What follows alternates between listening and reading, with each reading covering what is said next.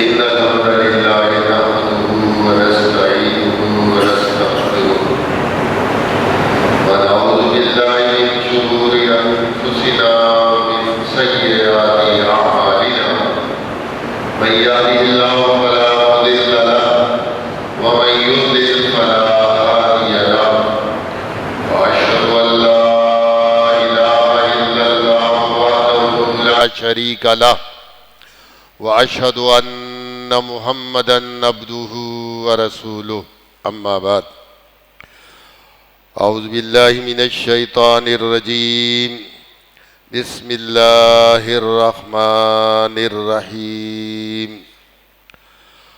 الحمد لله الذي أنزل على عبده الكتاب ولم يجعل له عوجا قيما لينذر بأسا شديدا من لدنه ويبشر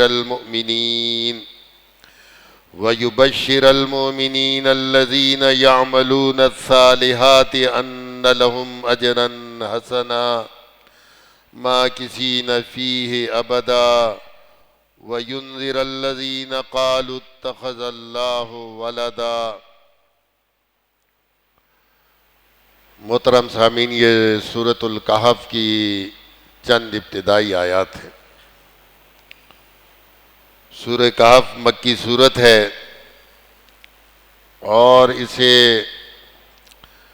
سورہ کہف اس مناسبت سے کہا جاتا ہے کہ اس کی آیت نمبر 9 میں اللہ رب العزت نے ارشاد فرمایا ام حسبت ان اصحاب الکہف والرقیم۔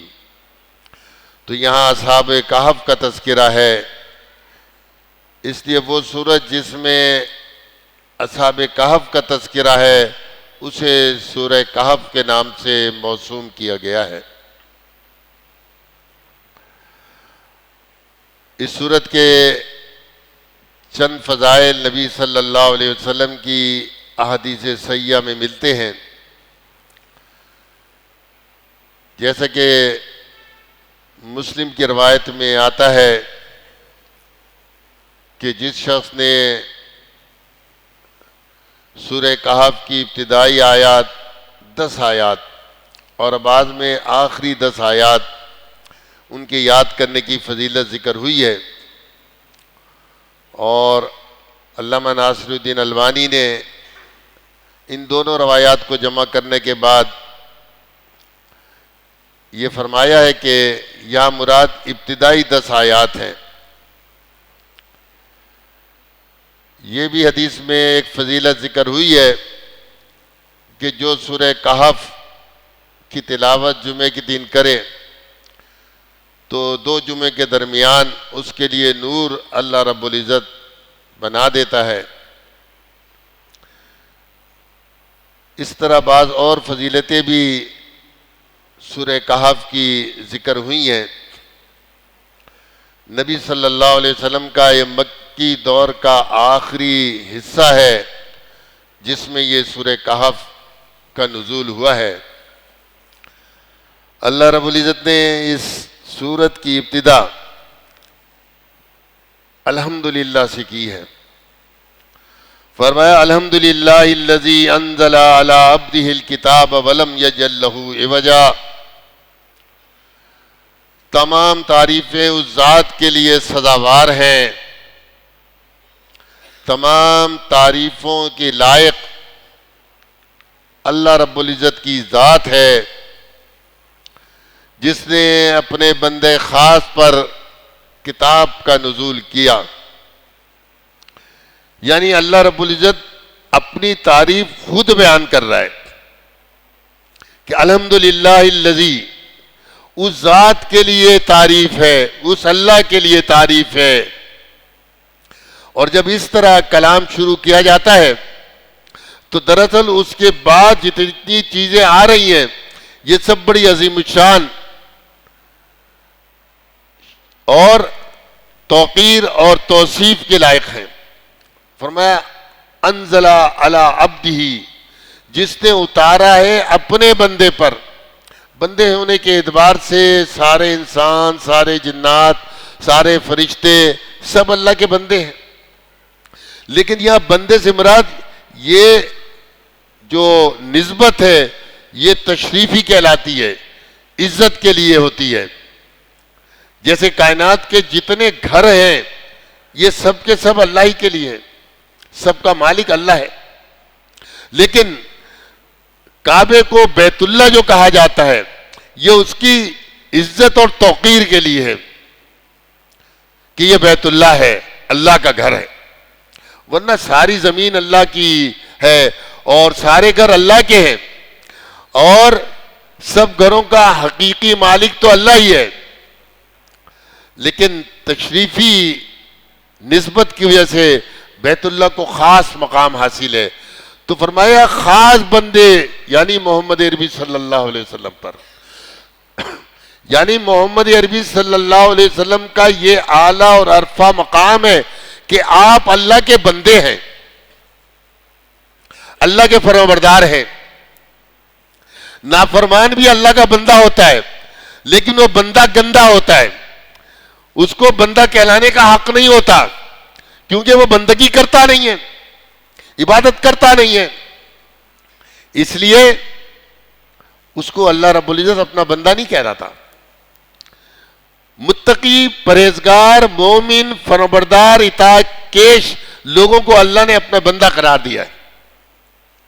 وعباد الرحمن، رحمان کے بندے. تو فرمایا اللہ وہ ذات ہے، اس کے لیے تعریف ہے جس نے کتاب کو اتارا اپنے بندے پر یعنی محمد عربی صلی اللہ علیہ وسلم پر. اور قرآن نے یہ مضمون جگہ جگہ بیان کیا ہے. اس سے پہلی جو سورت ہے سورہ اسراء، بنی اسرائیل جس کو کہا جاتا ہے، اس میں یہی کہا سبحان الذی اسریٰ بعبدہ لیلا من المسجد الحرام الی المسجد الاقصی. وہاں پر بھی اللہ کے رسول صلی اللہ علیہ وسلم کی صفت جو بیان کی وہ بندہ ہونا بیان کی. پاک ہے وہ ذات،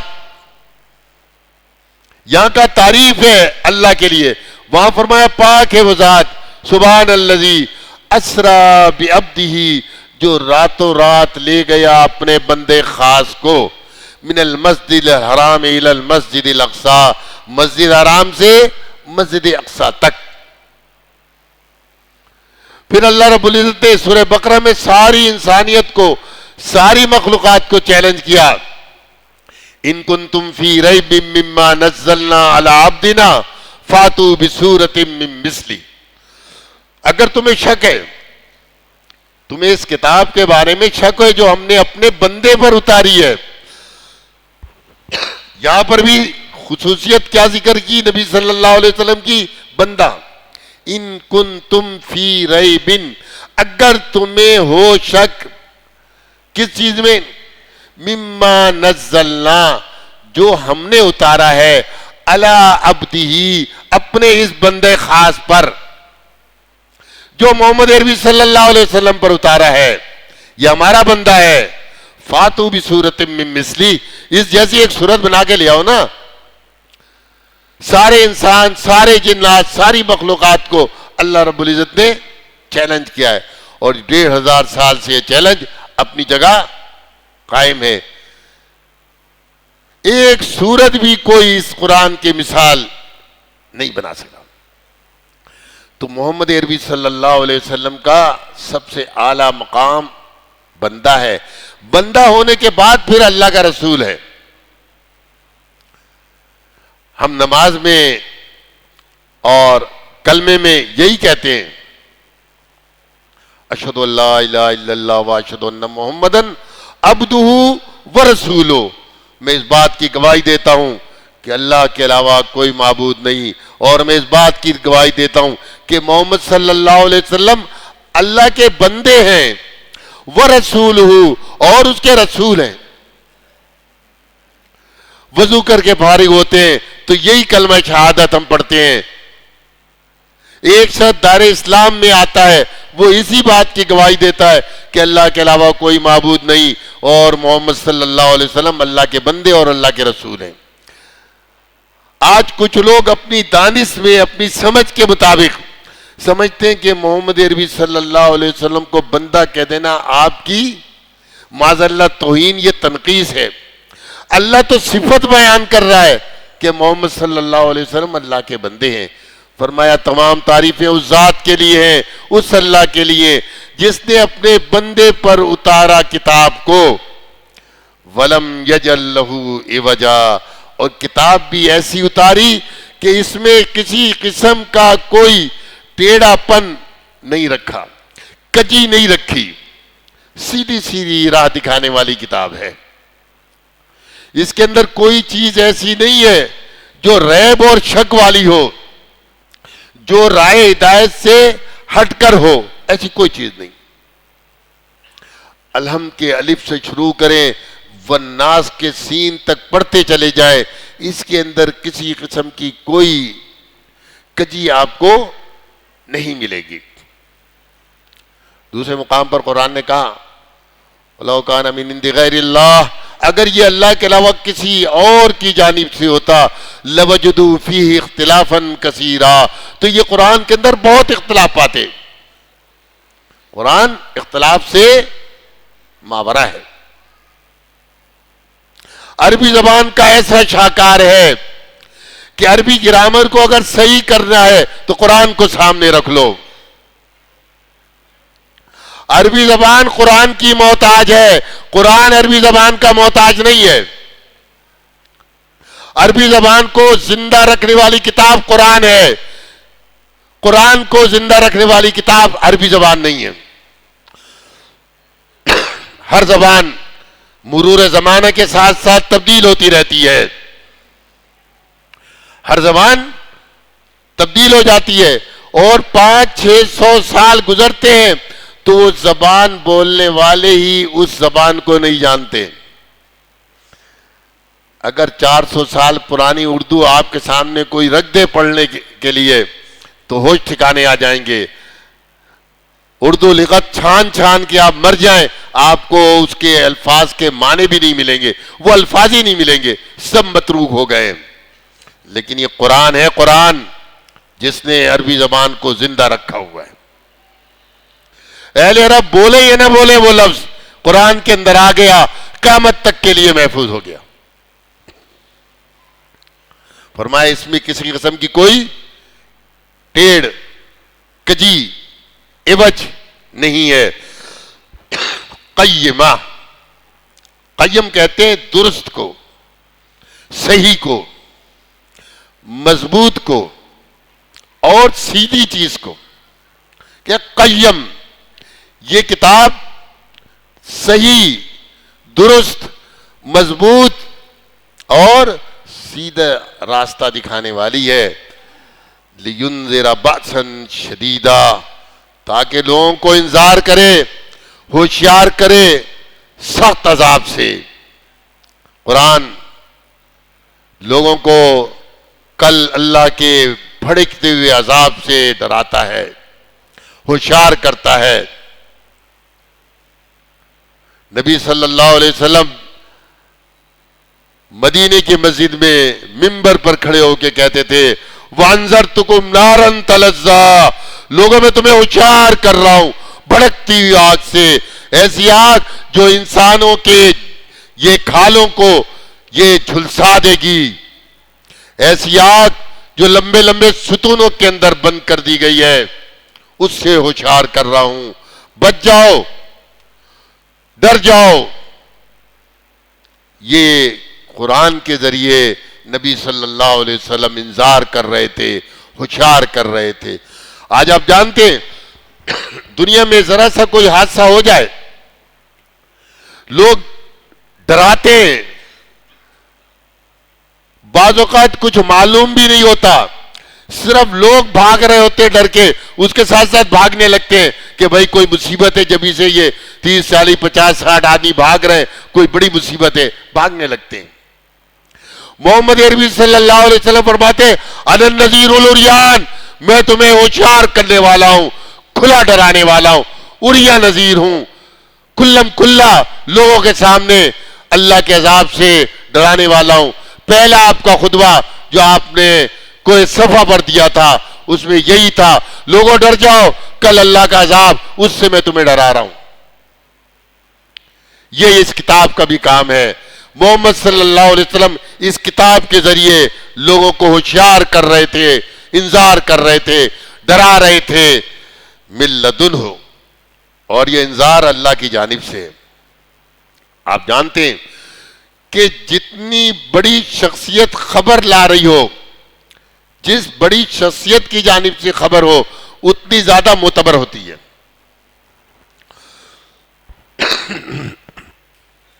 ایک اسکول کے اندر اگر چوکیدار کوئی بات کہہ دے نا، اتنی اہم نہیں ہوتی.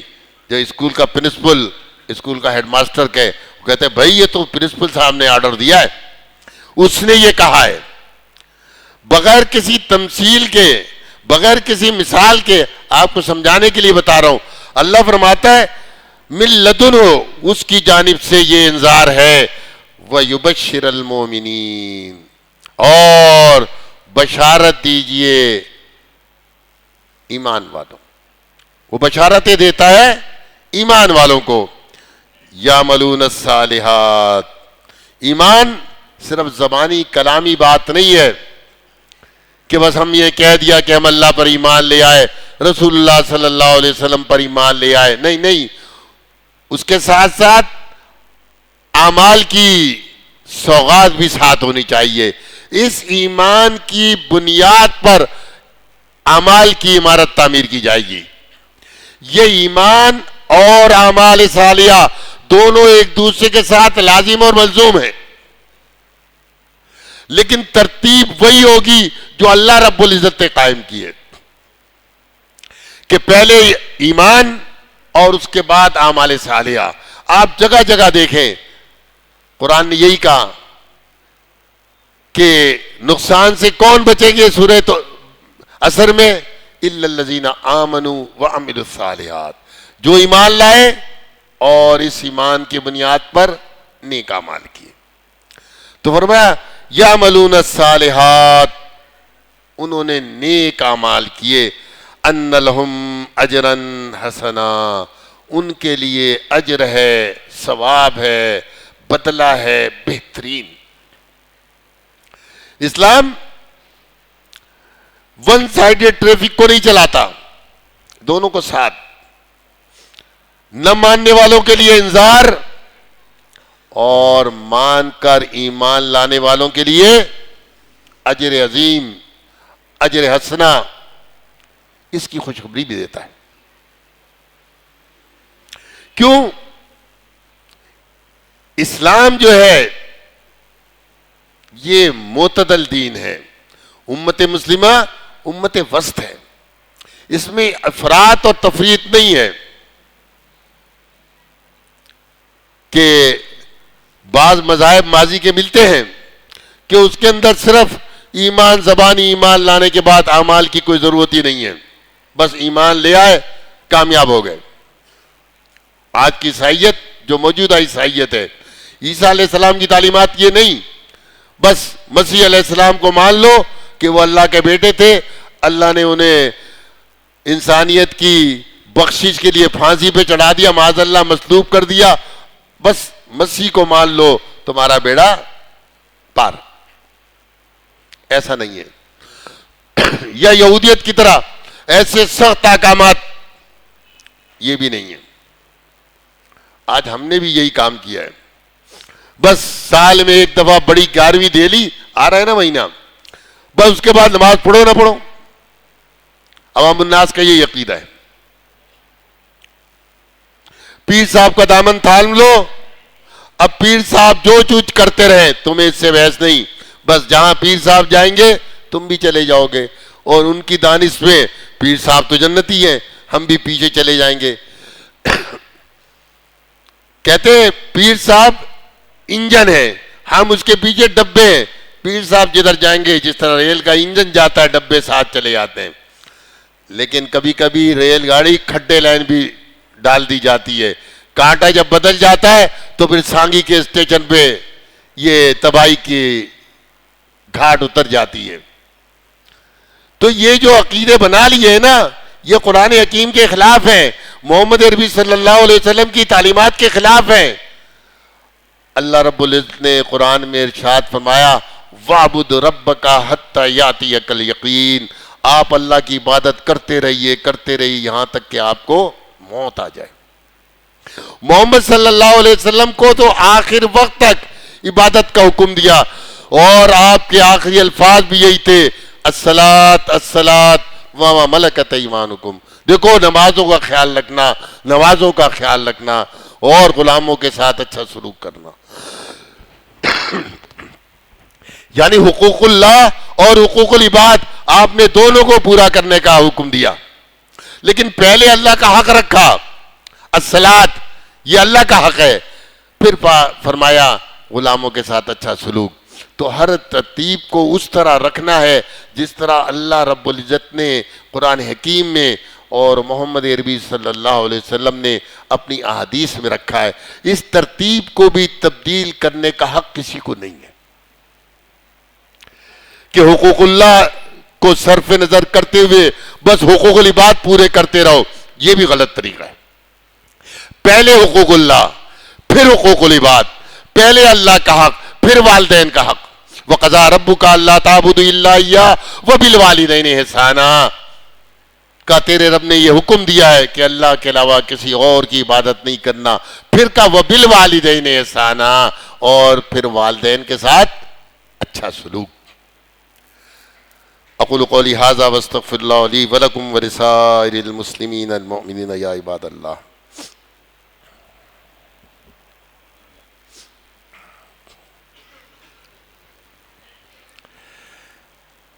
ان الحمد للہ نحمده ونستعینه ونستغفره ونعوذ باللہ من شرور انفسنا ومن سیئات اعمالنا، من يهد الله فلا مضل له ومن يضلل فلا هادي له، واشهد ان لا الہ الا اللہ وحدہ لا شریک لہ، واشهد ان محمدا عبدہ ورسولہ، اما بعد، ماکثین فیہ ابدا وینذر الذین قالوا اتخذ اللہ ولدا۔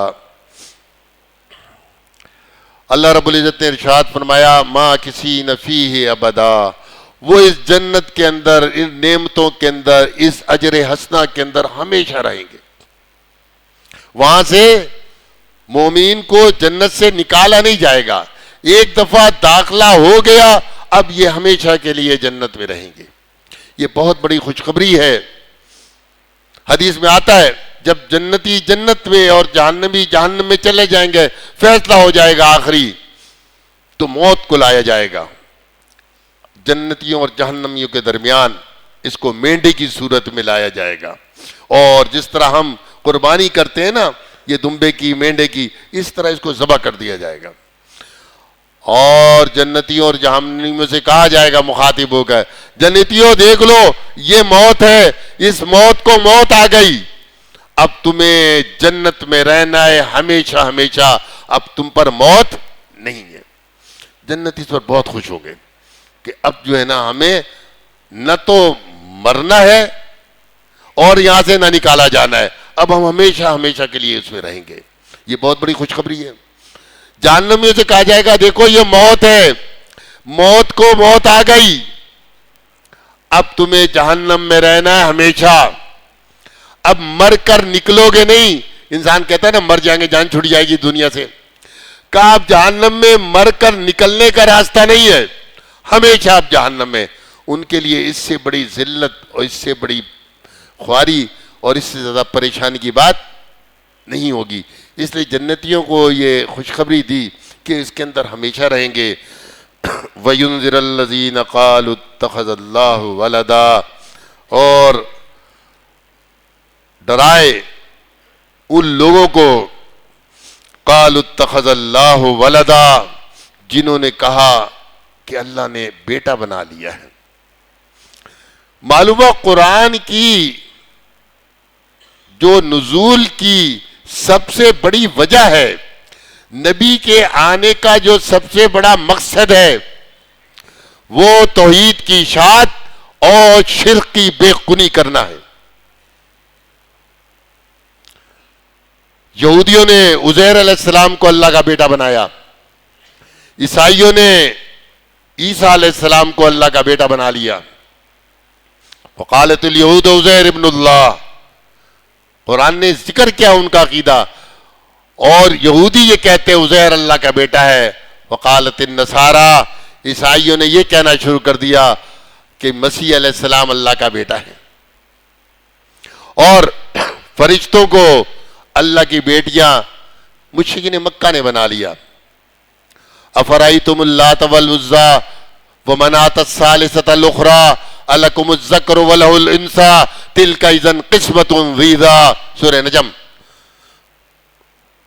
کہ تم کیا لات منات کے پیچھے دوڑ رہے ہو؟ تیسری تمہاری عزیٰ دیوی ہے. الکم الذکر، اے مشرکین مکہ، اے عرب کے کفار، تمہارے لیے بیٹے، ولا الانثی، اللہ کے لیے بیٹیاں تو نے بنائی ہیں. تلک اذا قسمۃ ضیزی، یہ تقسیم تو بڑی ناانصافی پر مبنی ہے. ہر شخص مشرکین مکہ میں سے چاہتا تھا اس کے بیٹے ہوں. اور آپ جانتے ہیں یہ عہد جاہلیت میں تو بیٹا ہونا بہت بڑی بات تھی. اسی کی بنیاد پر انسان اپنے گھر کے اندر مضبوط ہوتا تھا. کہتا میرے 10 بیٹے ہیں، کوئی میری طرف نظر تو اٹھا کے دیکھے. قبیلے کے اندر اس کی بڑی عزت ہوتی تھی. قرآن نے ذکر کیا ہے المال والبنون، مال اور بیٹے یہ تو دنیا کی زینت ہے. کہا تم اپنے لیے بیٹے پسند کرتے ہو اور اللہ کے لیے تم نے بیٹیاں بنا لی ہیں، فرشتوں کو اللہ کی بیٹیاں قرار دیتے ہو. تلک اذن قسمۃ ضیزی، یہ تو تقسیم بڑی ناانصافی پر ہے کہ اپنے لیے تم نے بیٹے منتخب کیے، اللہ کے لیے بیٹیاں. تو اللہ کی ذات، اس کی صفات، اس کی عبادات، اس کے اختیارات، کائنات کے اندر کوئی بھی اس کا ساجی اور شریک نہیں.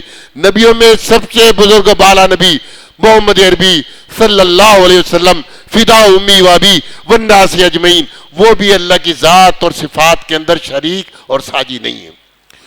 فرشتوں میں جبریل امین سے زیادہ معتبر فرشتہ نہیں ہے، وہ بھی اللہ کی ذات اور صفات میں اللہ کا ساجی اور شریک نہیں. اللہ وحدہ لا شریک ہے. اللہ الصمد، اللہ بے نیاز ہے. لم یلد ولم یولد، نہ اس نے کسی کو جنا اور نہ وہ کسی سے جنا گیا. ولم یکن لہ کفوا احد، اور اس کا کوئی ساجی، کوئی شریک، کوئی ند، کوئی شریک، کوئی سہیم نہیں ہے. وہ اکیلا ہے اور ساری کائنات کا خالق ہے. باقی سب اس کی مخلوق ہیں، سب اس کے سامنے سر جھکانے پر توہن و کرن مجبور ہیں. اقول قولی ھذا واستغفر اللہ لی ولکم ولسائر المسلمین المؤمنین یا عباد اللہ.